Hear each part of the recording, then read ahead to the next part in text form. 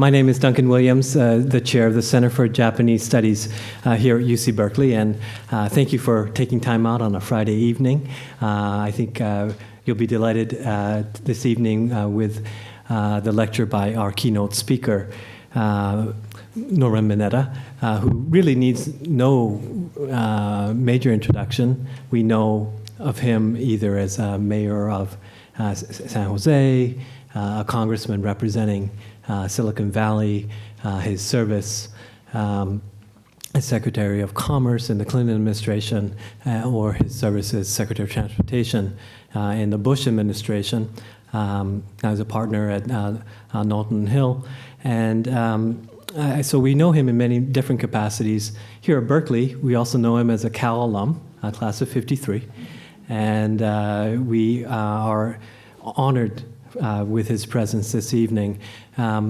He's actually coming back later this year, and we really appreciate his taking his time from his busy schedule. He's coming back on December the 13th to serve as the commencement speaker for a special ceremony honoring Japanese Americans who, through Executive Order 9066, were unable in 1942 to finish their degrees here. And there were 700 such students in the UC system as a whole, in the various campuses of UCLA and UC Davis and so on. But Berkeley had 400 such students, and of course, quite a number of them have passed away, but many of them will be coming to this ceremony in December. And given Norm Mineta's history, his connection to Cal, we're honored to have him come again to serve in that capacity as commencement speaker. We have asked him to keynote tonight as part of this conference, Japan and Japanese America, one of our monthly special conferences we've been holding here at the Center for Japanese Studies as part of our 50th anniversary celebration. Every month, we've been highlighting different aspects of the study of Japan. Literature, we had Haruki Murakami. Film studies, the other day we had Hayao Miyazaki. We had Ito Toyo in the area of architecture. We had a big conference on Japanese Buddhism last month. Next month, we focus on Japanese food culture. We have a lot of great events, so please take a look at our upcoming ones, as well as if you're curious, we'll have things about our past events on our website as well. Tonight, I also want to acknowledge and thank our co-sponsors for not only tonight's keynote, but also tomorrow's day-long, I think you've got the program in front of you, day-long program exploring the connections between Japan and Japanese America. The Japan Society for the Promotion of Science, the Department of Ethnic Studies, especially the Asian American Studies program, and the National Japanese American Historical Society, and also the support of the Consul General of Japan. Which leads me to ask our Consul General of Japan, San Francisco, Yasumasa Nagamine, to say a few words of welcome to start us off this evening.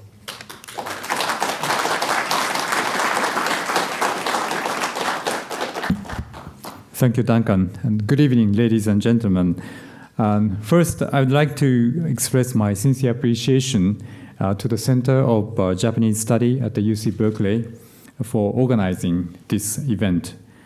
This event, as Duncan said, is a part of the year-long celebration of the 50th anniversary of the Japanese Study Center of existing. And I pay high tribute to Duncan, director of the Center of Japanese Study.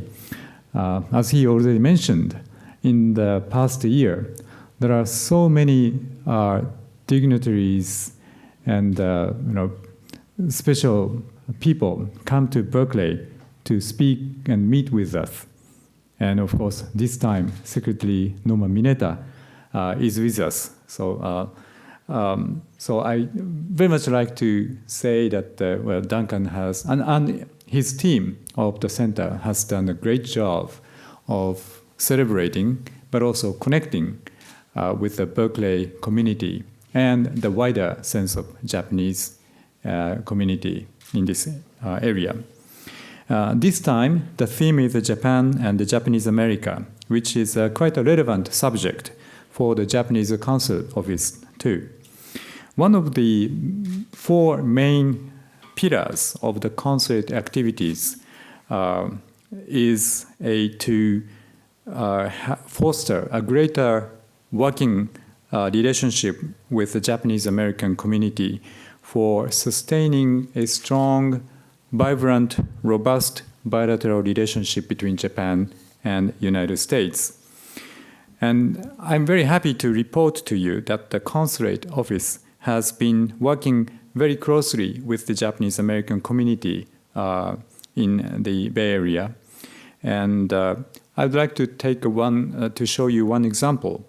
In the July this year, we had a big conference held here at the Japantown in San Francisco. It is called the U.S.-Japan Summit. Sounds a little bit presumptuous, but organized by the members of Japanese American Leadership Delegation. This delegation program, is an invitation program organized by the Japanese Ministry of Foreign Affairs in the past 10 years. And then inviting the leaders and the future leaders among the Japanese American community, and then had quite an intensive program in Japan. And there is a spontaneous movement that the alumni should be established and the alumni should meet together. And this time, the second of such conference was called Summit. And then we had a very intensive discussion about the future of Japan-US relationship and the role of the Japanese-American members in that dialogue. So we have done quite a bit of interaction with the Japanese-American community here in San Francisco Bay Area. And in order to develop a healthier working relationship with the Japanese-American community, it is essential that the Japanese and the Japanese-American know each other better and work more closely together.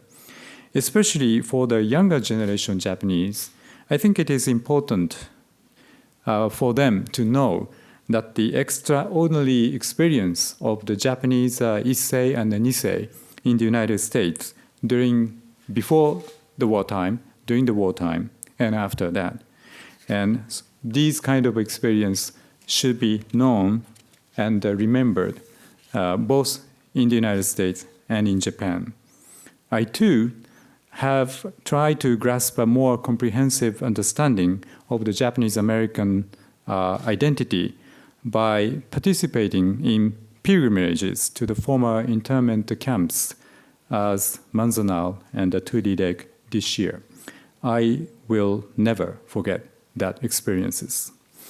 From these experiences, I have come to a conclusion that the Japanese and the Japanese-American should build our future upon a good appreciation of each other's long journey until now, and the roles to play in the respective societies and countries now and tomorrow.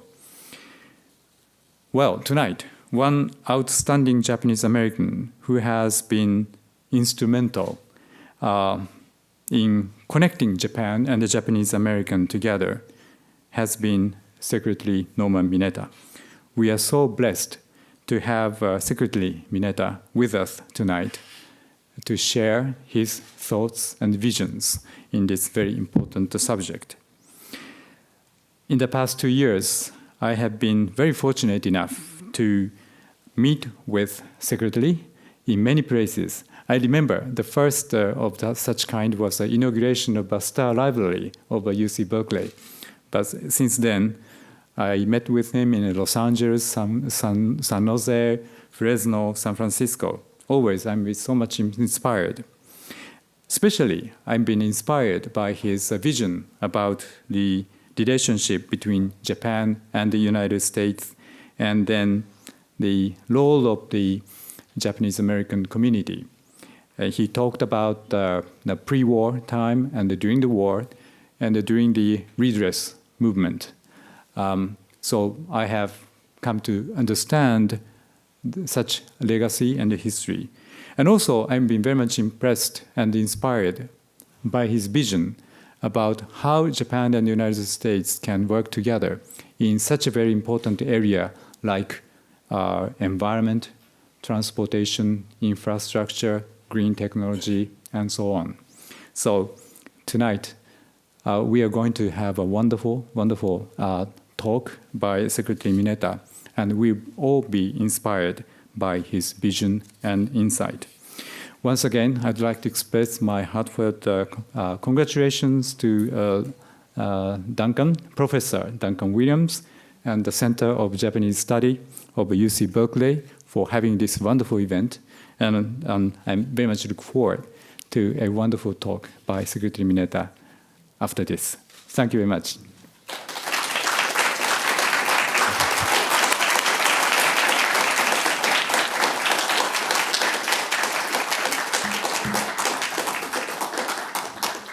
Someone looked at my date of birth and thought maybe I needed a chair. Well, let me thank Consul General Nagamine for his very generous thoughts, and to Duncan for the wonderful invitation to be here this evening. Duncan, you don't look 50 years old. But congratulations on your 50th anniversary. Consul General Nagamine, great friends of mine from the academic community who are visiting from all over the United States and Japan, and including one very, very close friend, not only who I had breakfast with last Thursday in Tokyo, Glenn Fukushima, who will be your speaker tomorrow, but also Gary Okihiro.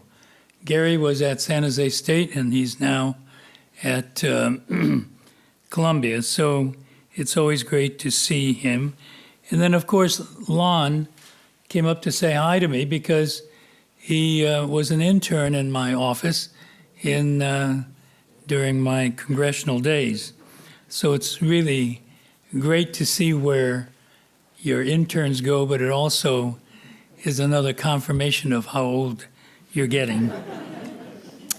For me, it's a great feeling to be back in California, and especially here in the Bay Area, and to be specifically here at my alma mater, Cal. And for me, this is a campus that is filled with so many great memories for me. And of course, unfortunately, my grades, I think, reflected what a great time I had here at Berkeley. But it is also a great honor to be invited to share some thoughts here at the Japan and Japanese America Conference.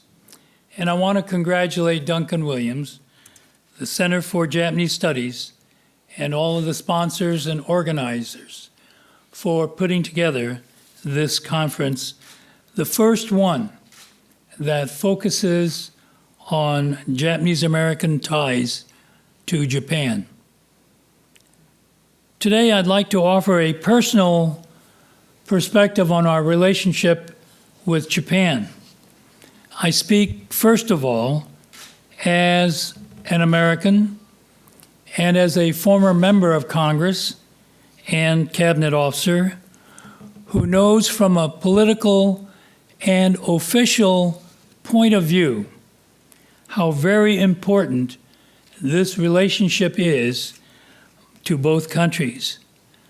But I also speak as a Japanese American for whom America's relationship with Japan is very personal. My generation, the Nisei, are now getting along in years. And I would say that I'm considered a young Nisei at the age of 77.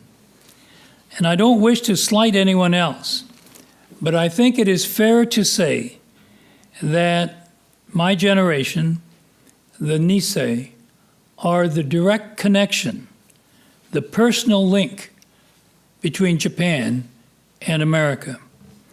It was our parents who were born in Japan, who gave up everything they had to immigrate to the United States to begin a new life.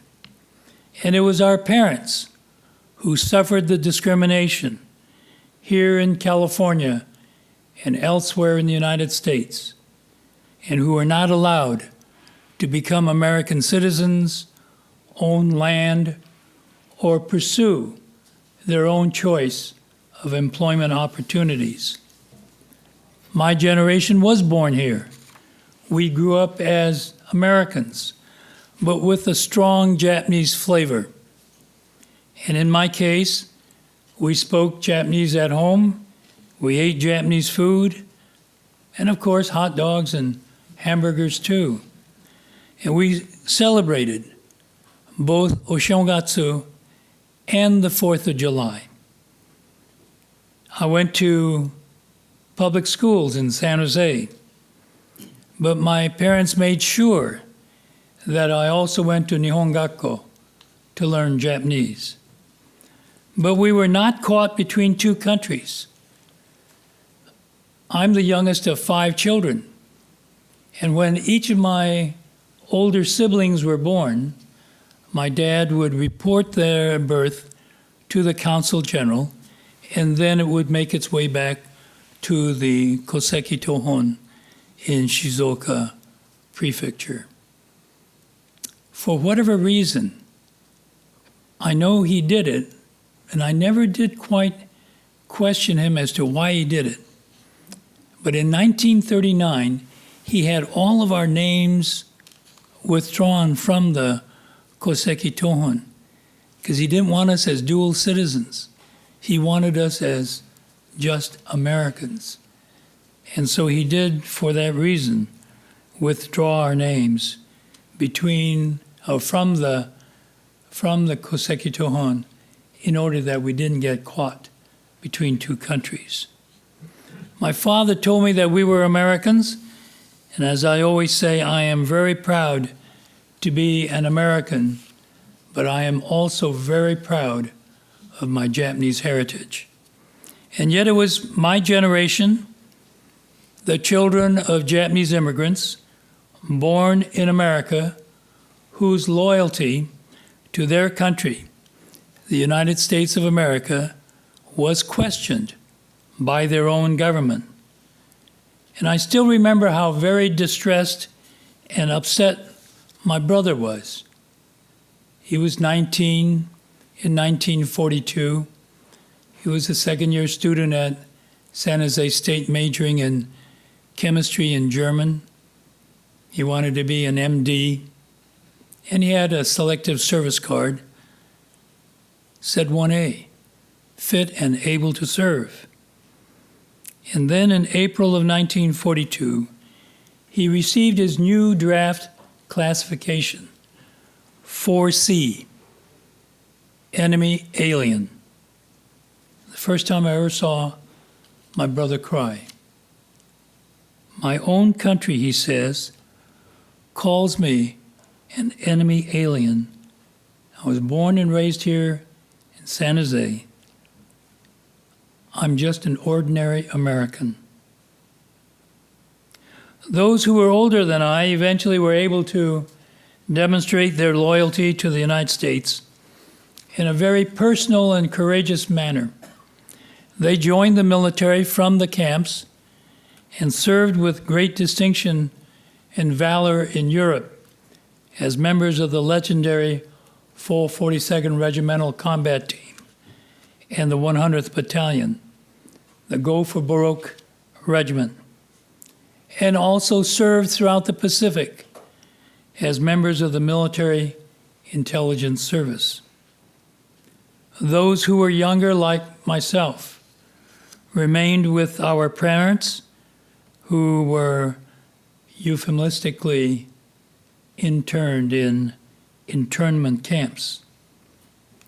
And even as an Issei who couldn't become an American citizen, my father wanted to do something to contribute towards the war effort. And so he became a teacher at the University of Chicago under something called the Army Specialized Training Program, ASTP, teaching Japanese to U.S. Army personnel. And then after the war, our parents returned back to San Jose, remained silent about what they and all of us had suffered. We moved on with our lives, and the second generation of Japanese Americans was able to take advantage of those opportunities that America offered. My father left school in Japan at the 8th grade level, but he was very strongly an advocate of education, and all 5 of us went to college. 4 out of the 5 of us to Berkeley. And I was born and raised in San Jose, and it was from San Jose that I was taken away to the camps of Santa Anita Racetrack and Hart Mountain, Wyoming. But it was also San Jose that elected me 42 years later as their member of council, city council, and then as their mayor, and then later as their representative in Congress, the first Japanese American to be elected on the mainland to Congress. Only in America, as they say. Now, when I accepted the invitation to speak here today, I asked myself whether there is any particular Japanese-American perspective on U.S.-Japan relations. Academics and others often discuss the ethnic factor in foreign policy. But do Japanese Americans think differently about Japan than other Americans?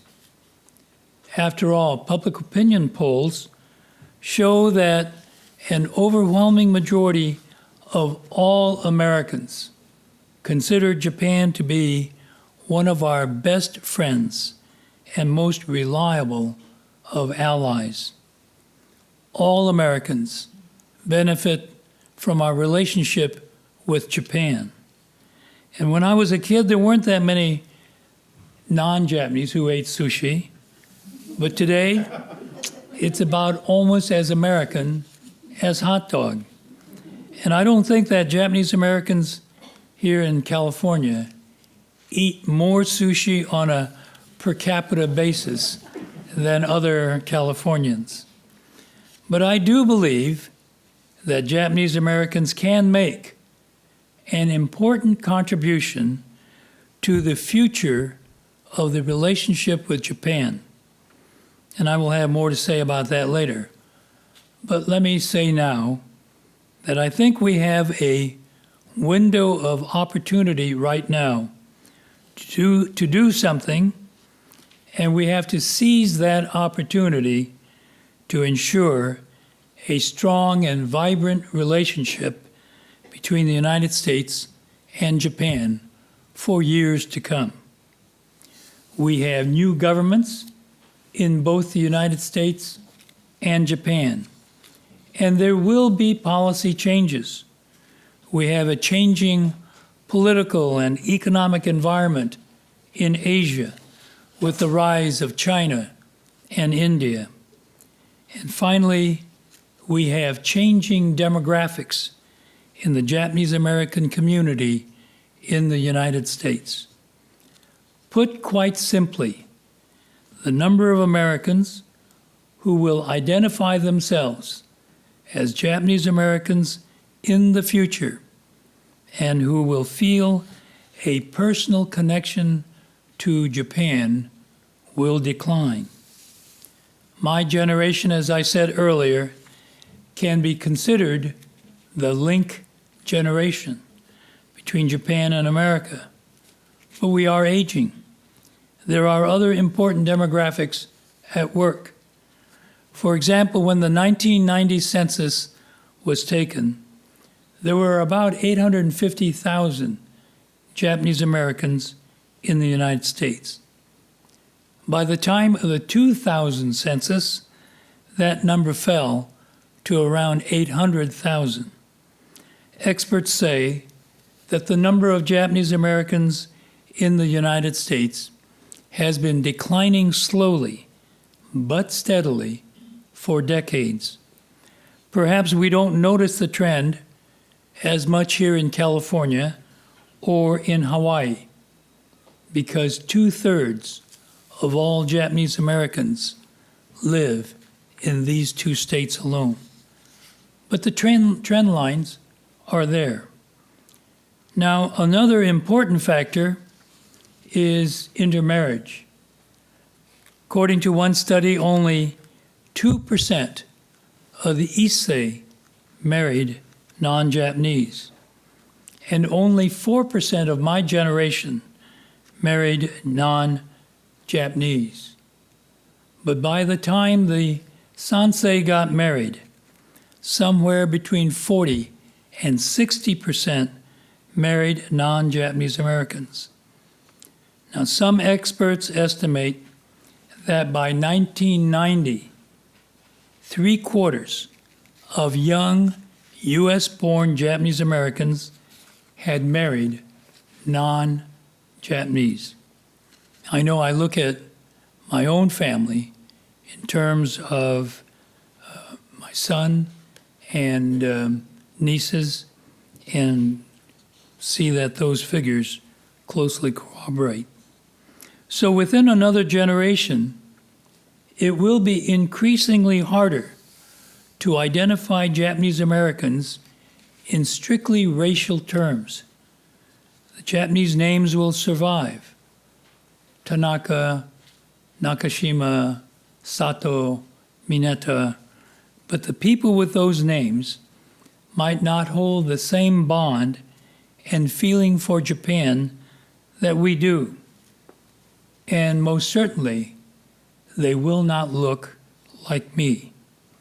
Just like there are Americans with German and Italian and Polish names who don't feel any special personal connection to those countries. Now, today, many observers say relations between the United States and Japan have never been better, and I think they are right. When you compare it to the days when we were fighting over trade, when Glenn was Deputy USTR and dealing with a lot of issues, sticky issues, or when we were fighting over investment barriers and trying to get Japan to step up its defense efforts, things seem wonderful. Most of the trade and investment barriers are now long gone, and our military cooperation with Japan is the best it ever has been. But no relationship can stay on cruise control or autopilot. That's because the world around us is changing, and we have to adjust accordingly. Now, as I said earlier, I believe that we have to seize the opportunity now to ensure that the relationship between the United States and Japan remains strong and vibrant for years to come. For our relationship to prosper, we need to take a look at how the world around us is changing and what that means for both America and Japan. In the old days, Japan was the only game in town in Asia, and the U.S.-Japan military alliance was the linchpin of Asian security. Japan's economy used to dominate Asia, and the other Asian economies look to Japan as a role model. But today, the situation has changed. Sometime in the very near future, China will pass Japan to become the world's second largest economy. China already has the world's largest foreign currency reserve, and Japan's per capita income used to be #1 in the world, but today it has fallen to 19th place. As Japan's society continues to age and its working population declines, both its savings and savings rates are also expected to decline. Now, China's rise is not only economic, it also is also pursuing a very active foreign policy role throughout Asia and the world, seeking to win friends and influence people, as Dale Carnegie used to say. It is also modernizing its military to ensure that the United States does not have a free hand to check China's influence and to make it more difficult for us and get our way in regional disputes. And they displayed as much last Thursday on the 60th anniversary of the People's Republic of China. The world has never seen a situation in Asia where both China and Japan are strong, powerful nations at the same time. But China is not Asia, and Asia is not China. Korean electronics and automobile companies are now giving Japan a run for their money. India is ascendant, and the 10 nations of ASEAN, Southeast Asia, have a combined GDP of over $1 trillion. In short, the whole Asian environment is changing. So how will the U.S.-Japan alliance and our partnership adapt? We also have change taking place within both of our countries. We have a new government in the United States pursuing different policies at both the domestic and international level. We have a new government in Japan, the first real major change in Japan since 1955.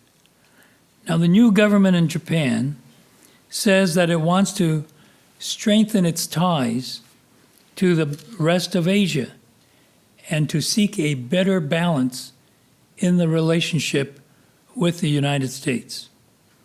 Personally, I believe that if Japan reaches out to the rest of Asia, from China to India, from Korea to South and Southeast Asia, it is good for Japan and good for Asia and good for the United States.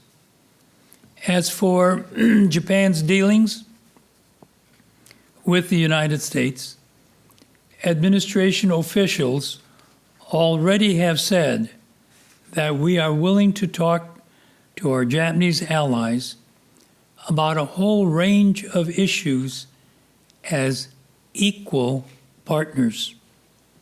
Now, these discussions will range from immediate issues like the relocation of the Marine Air Station at Futenma to longer-term issues such as Japan's host nation support for our military forces in Japan.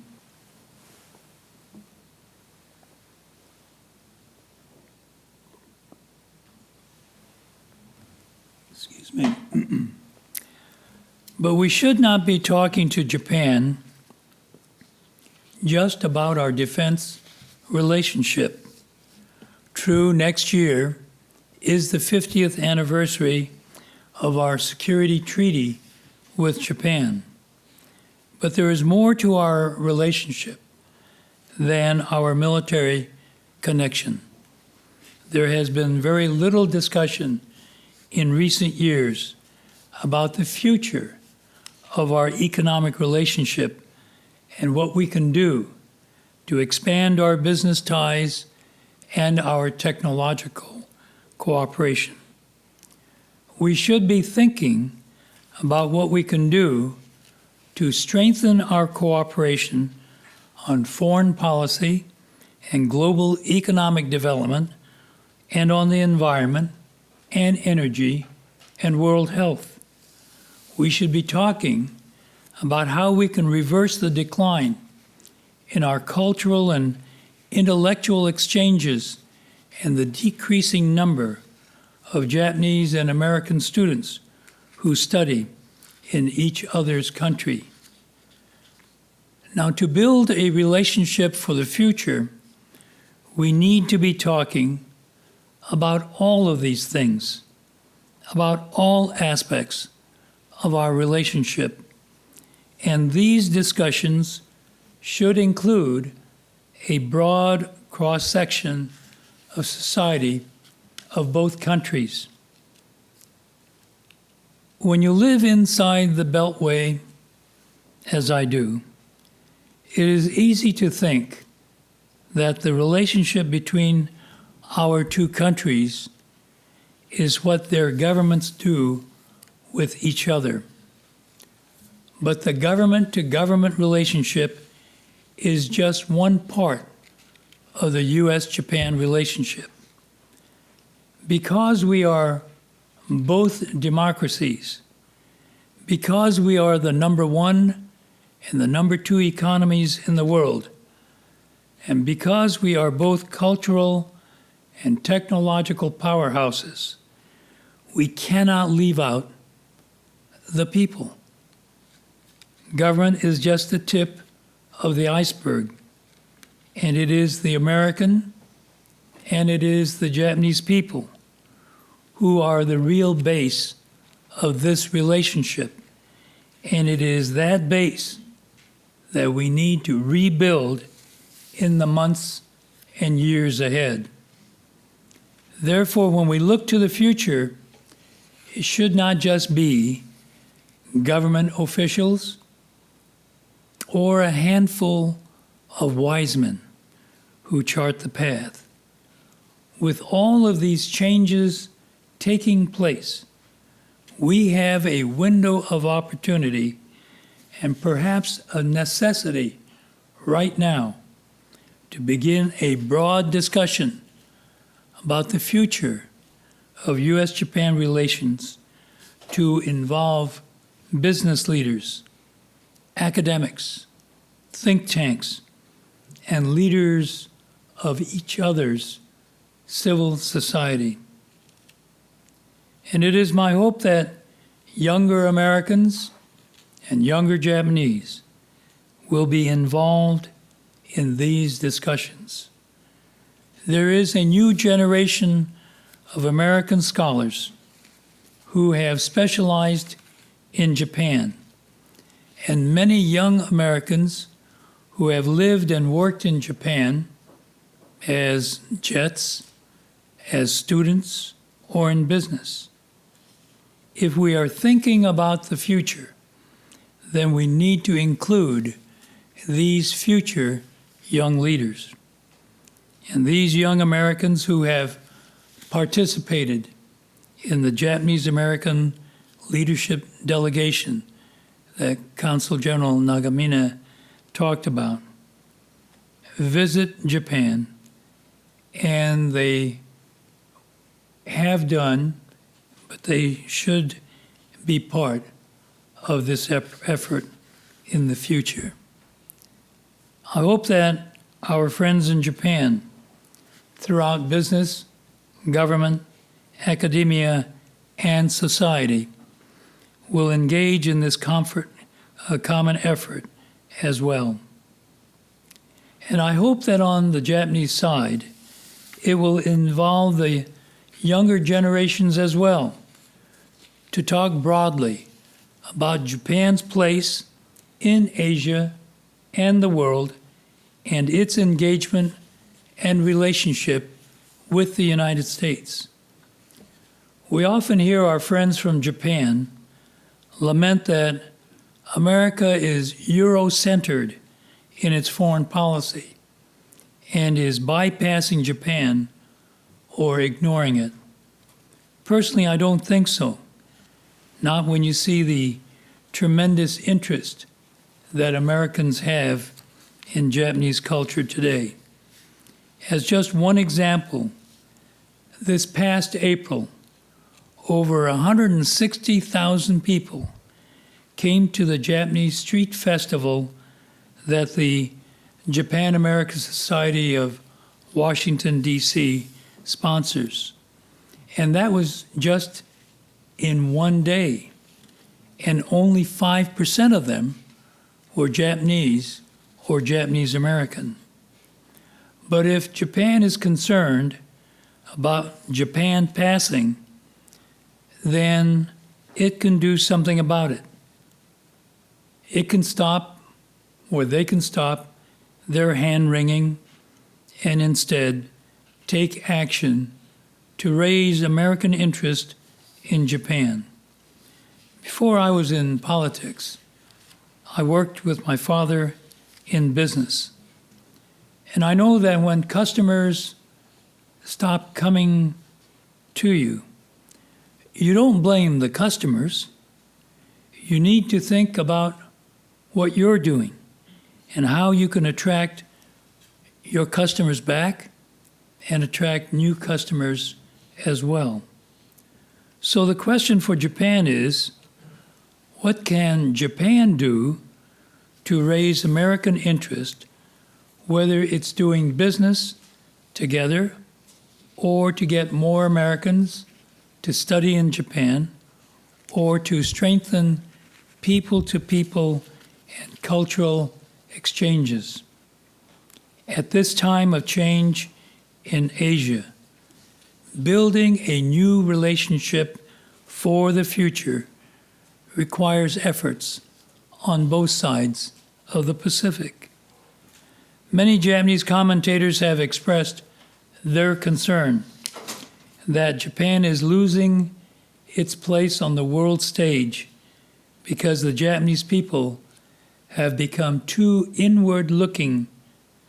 For example, recently the chairman of the Kansai Economic Federation said, and I quote, "Japan's contributions have been insufficient and the country's international visibility is declining," unquote. A Washington Post article last year pointed out that the number of young Japanese who travel overseas has fallen in the past decade because they are less adventurous and feel more comfortable at home.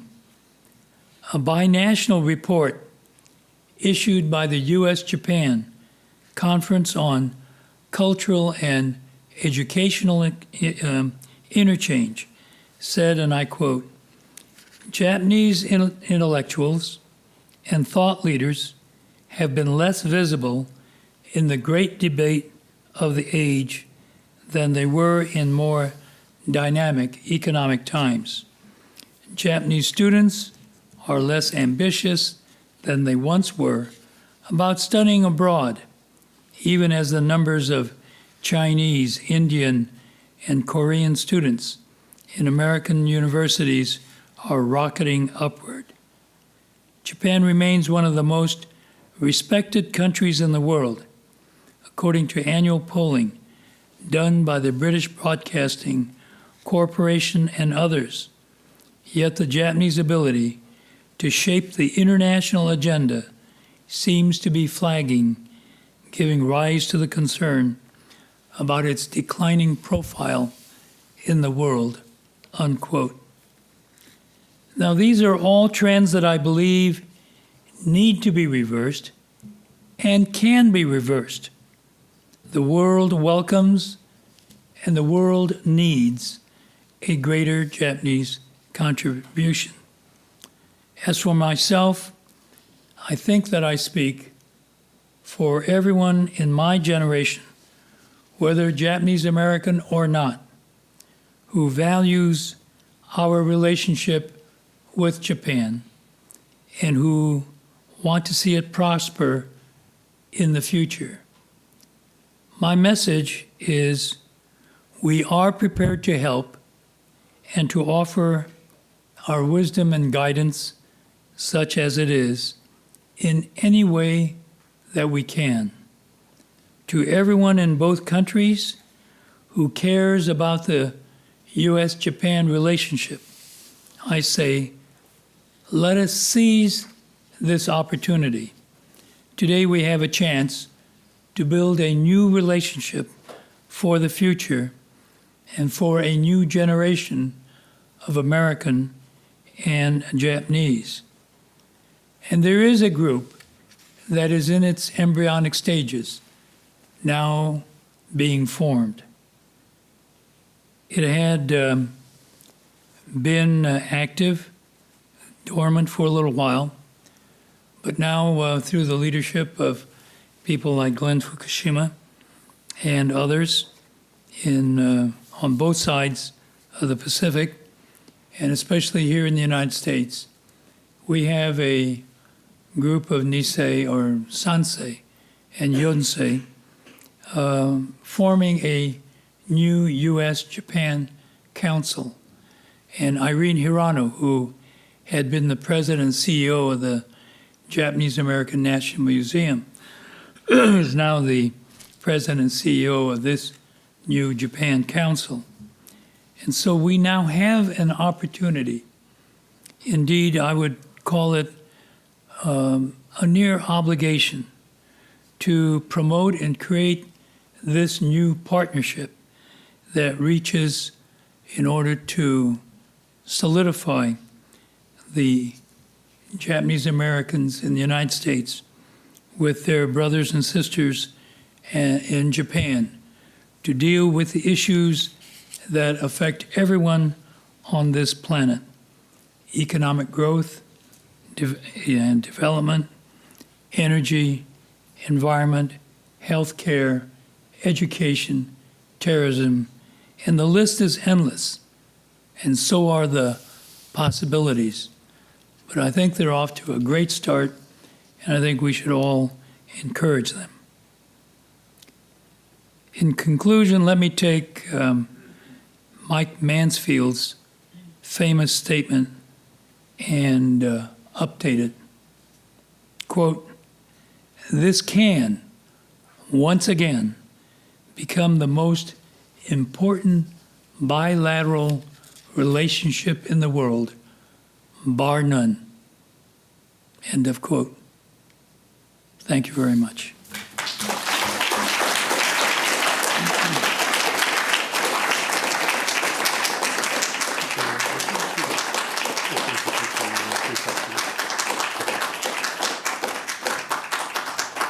Secretary Mineta, thank you so much for your insight on U.S.-Japan relations, the role of Japanese Americans in it, past, present, and future, as well as sharing your personal story as part of that.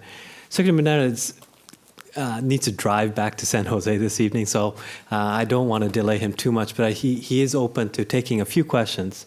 So if you could identify yourself by name and then keep your questions concise, he'd be willing to take a few questions. So please. Yes, sir. Hi, my name is Gary Oda. I'm the Berkeley native, Sunset, California. Go Bears. I retired about end of May, and I've been really studying how my retirement's going to go. And all the economic data I've read indicate that the economic power is shifting from the west to the east, which would be, India, China, and Japan. And since Japan and the United States have such a close tie in a Western sense of being allies. I'm just wondering, what role do you see Japan having in that transition when China becomes a very dominant economic force as far as buffering the adjustment? Next question. Because I think the U.S. is going to be looking at that. No question about it. And this is the hand-wringing that I was talking about earlier. Japan's the number 2 economy in the world. They're now sitting on the Security Council at the United Nations, albeit temporary. But to me, they're constantly hand-wringing, looking over their shoulders saying, "Komatta ne?" You know, what are we going to do from now? How do we get out of this pickle? My feeling is that whatever happens between the United States and Asia, that foundation for that Asia-U.S. relationship is Japan. Sure, economically, China may grow, it will grow, and so will China, so will Brazil, so will Russia, the BRIC countries. But I think there's another element in there that we've got to consider. First of all, Japan is a democracy, and so is India. But let me just dwell on Japan. Japan is a democracy. We trust Japan. India is a democracy. We trust India. China is not a democracy. And I'm not sure, from my own personal perspective, that we trust China. Now, Hill and Knowlton is a very large public affairs, public relations office. We have 81 offices in 43 countries. And in the last 2 years, where is our biggest gain in business? China.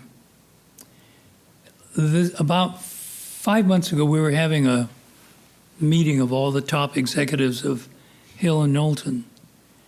And our president and CEO of Asia was giving a report about China. And he entitled it, "Are we a trusted advisor to China?" And he made his presentation, very good presentation. But I said, do we have a trusted client in China? And I think even though they grow economically, we will not have the kind of relationship with China or even India that we have had with Japan and will continue to have with Japan.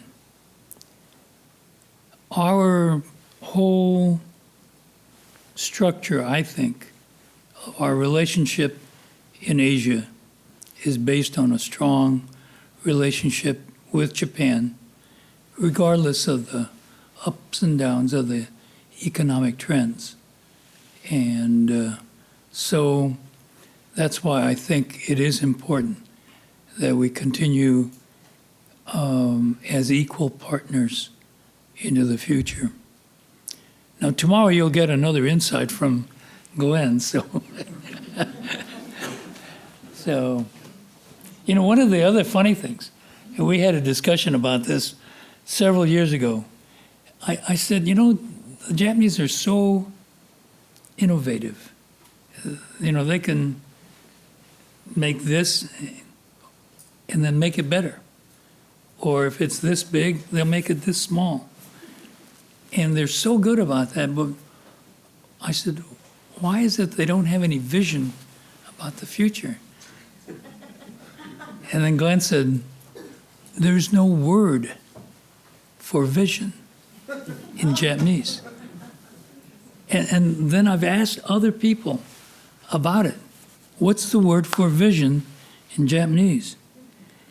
And it's always been amazing because people go, and they start then trying to make up words of what they think vision is. And so I got such a kick out of it that I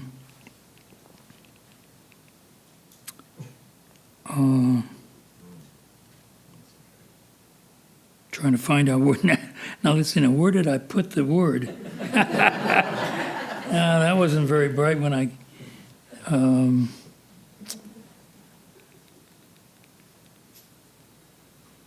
I'll have to keep looking, but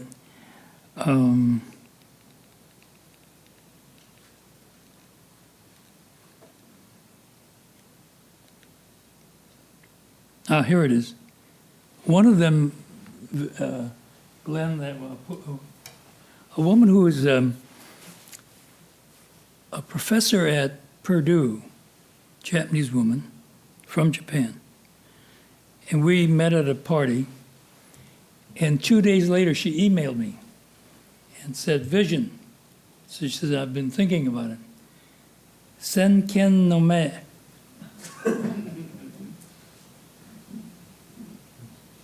Is that close? The other one she suggested was hoso. Koso. Yeah. But she said, that was an interesting question. You asked me about the word for vision. So, but I think, Gary, that our relations in Asia really still have as a foundation strong relationship with Japan. Okay, 次。どうぞ遠慮なく。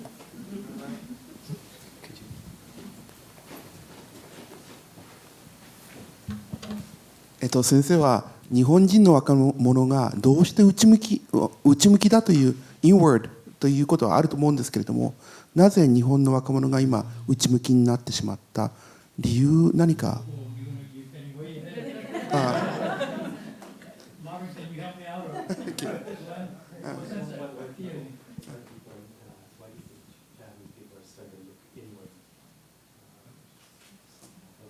じゃあやります。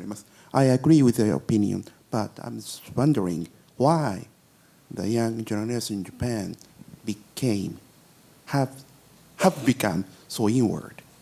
Do you have any opinions about it?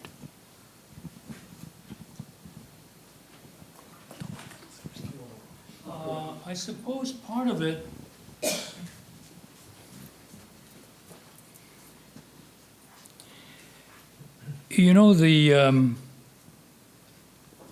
their economy grew so rapidly, and remember and then there was all this anti-Japanese feeling in the United States when the Japanese were buying the Empire State Building or Pebble Beach and all these things going on. And then they hit an economic decline, and it's lasted a long time. And I think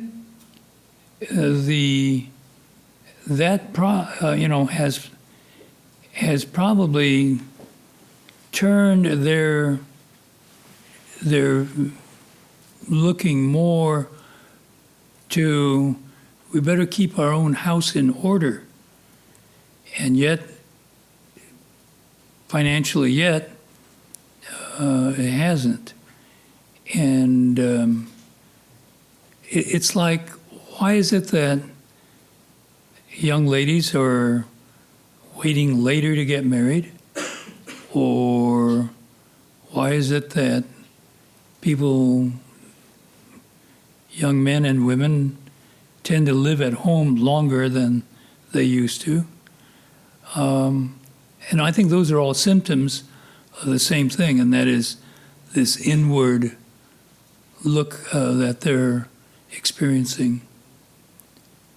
You know, the total population of Japan today is what, about 110 million?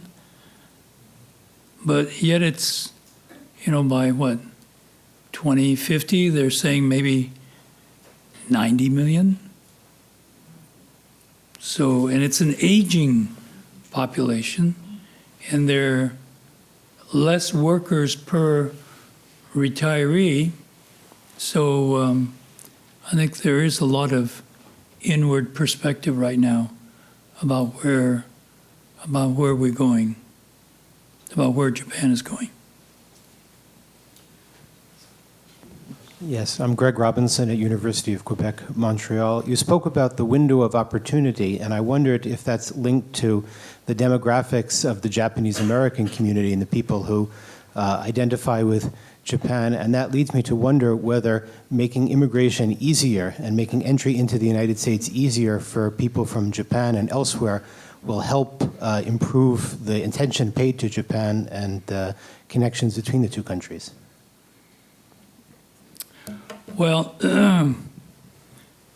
regardless of the opportunity, I think the whole issue of immigration is going to have to be looked at. The kinds of things that are being required in terms of interviews, all these things by our ICE, immigration and citizen. What is it? I can't remember what the E stands for now. Enforcement, that's right, thank you. Citizenship and enforcement.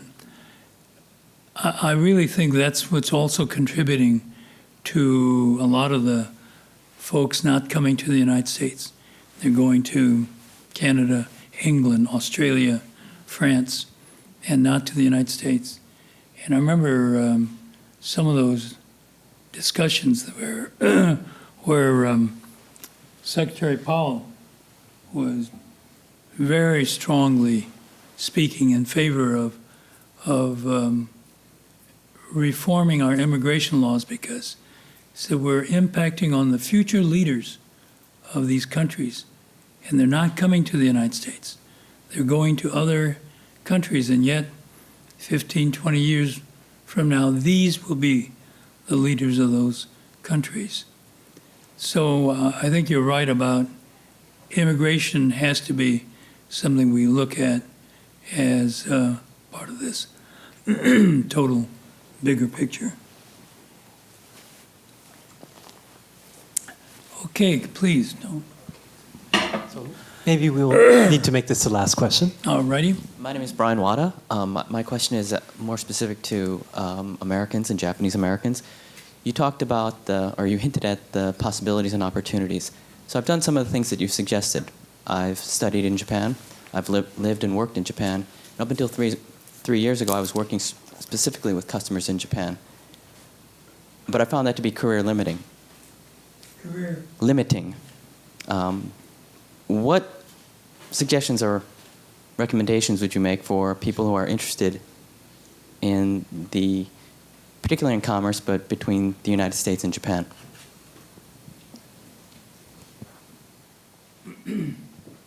Well, that's one of the reasons why, whether it was in establishing the Congressional Asian Pacific American Caucus,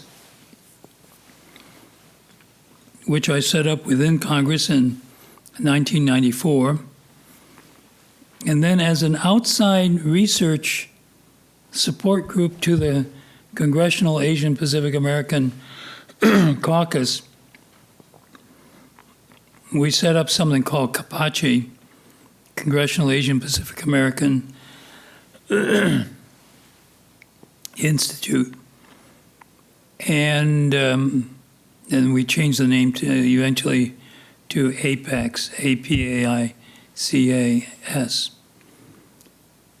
Because one of the things that we really have to do is to get Japanese Americans, Asian Pacific Americans into various federal departments, because there's no question that if you're not at the table when decisions are being made, you're going to be on the outside looking in. It's a screwy example, but the 1980 census was coming up. So 1978, I was talking to the Census Bureau, saying, we want an accurate count of Asian Pacific Americans. The Taiwanese didn't want to be counted as Chinese. They wanted to be counted as Taiwanese. So I was carrying the banner for them, talked to the director and said, is there a way to have a box for Taiwanese? No, they'll have to go other and then write in Taiwanese. Well, the Taiwanese community throughout the country really had a big educational program in anticipation of the 80 census to make sure that they checked other, wrote Taiwan. And it was probably the most accurate count of Taiwanese in the United States. And as I was following up with a census director about the language issues involving Asian Pacific Americans, he said, "We've taken care of your problem." I said, "Great. What have you done?" "We're going to print the brochure in the Asian language." In the what language? And I thought, oh man, this is not going to be, So the thing is, we've got to get people into various positions to be able to make sure that the issues that are close to Japanese Americans, Chinese Americans, Vietnamese. I remember when the first, Vietnam fell in 1977, and a lot of the boat people ended up Louisiana, Texas, as fishermen. And a lot of their boats constantly were being firebombed, and they were just, it was tough for them. And I got a law passed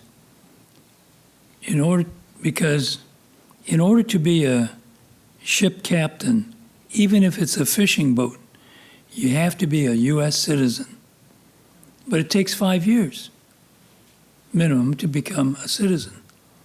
So I was able to get a law passed to allow the expeditious treatment of the Vietnamese for citizenship in order to be able to pursue their profession as fishermen and captain of their own boats. And so it just seems to me that, again, that was a legislative issue. And today we have, whether it be Senator Inoue on the Senate side, Senator Akaka, Congresswoman Mazie Hirono, Congressman Mike Honda, Congressman David Wu of Oregon, and we have others, people like Bobby Scott from Virginia, African American, but his grandfather was Filipino. And there's a Republican member from Vietnamese from Louisiana, Joseph Cao. And so little by little, there's an increasing number of Asian Pacific Americans. And I think the next member of Congress will probably be a state senator by the name of Mi Mu, who is a Hmong and brilliant young woman, articulate, and she's about, I don't know, 4'10", you know. And she said, well, you know, I always have to stand on a chair, or I always have to, you know, do something. And I said, don't worry about it. You know, we measure people from the neck up. Yeah. So, but she, I think, will be probably a member of Congress from Minnesota. Moo. Watch for that name. You'll see her. You'll hear her. Because she's just articulate, and so I'm really excited about the possibility of her being a member of Congress. Well, let me thank all of you for taking time to be here, and thank you very much, Duncan. Thank you.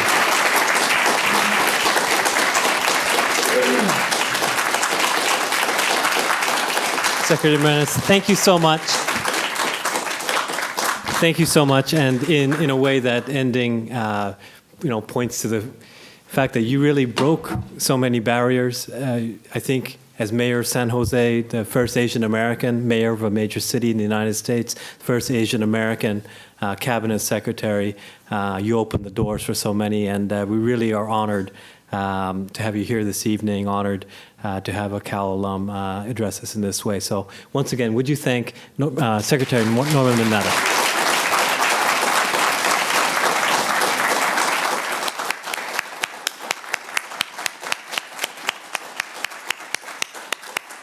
Ladies and gentlemen, we've got a whole day of events tomorrow. So we start early. I think you've got the program. I think it'll be pretty exciting. We've got panels on history, literature, and religion. We've got keynote speeches by Gary Okihiro from Columbia, Glenn Fukushima, CEO of Airbus Japan. We've got some great panels coming up. So hope you can make it out there tomorrow as well. Thank you.